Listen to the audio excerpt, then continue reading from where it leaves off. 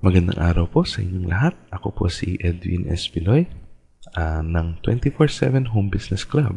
At itutuloy po natin ang ating pagsasanay tungkol po sa ating Complan. Ang ating pong tatalakayin naman ay tungkol po sa placement bonus. So ano po ba yung placement bonus? Simpleng-simple lang po at ang sabi po ng kumpanya sa placement bonus, kumikita po tayo ng 10% sa atin pong upline kada linggo.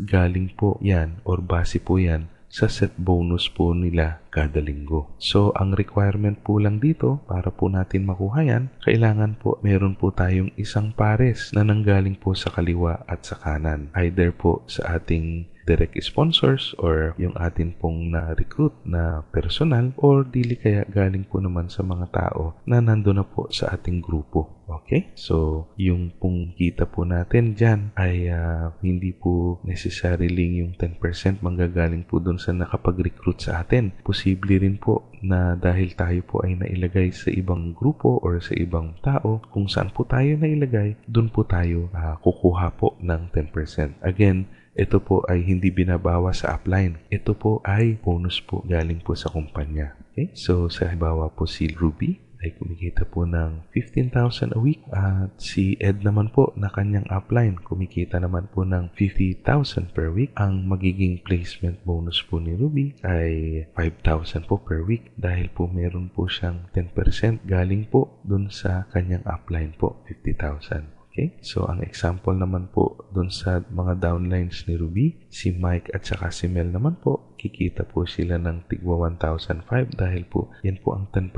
nung kita po ni Ruby. At si Rose and Bon, makakakuha po ng tigwa 1,000 dahil po ang 10% ng 10,000 nakita ni Mike ay 1,000. At si Mel naman po, yung kanyang mga sponsoran na si June at saka si Kim, kikita naman po ng tigwa 500. Dahil po, yun po ang kita ni Mel, yun po yung 10%. So, ganun lang pong kasimple ang atin pong placement bonus. At ang susunod naman po nating tatalakayin ay yung tinatawag po na 10% global pool. Okay? So, yun lang po at maraming salamat po sa inyong pakikinig.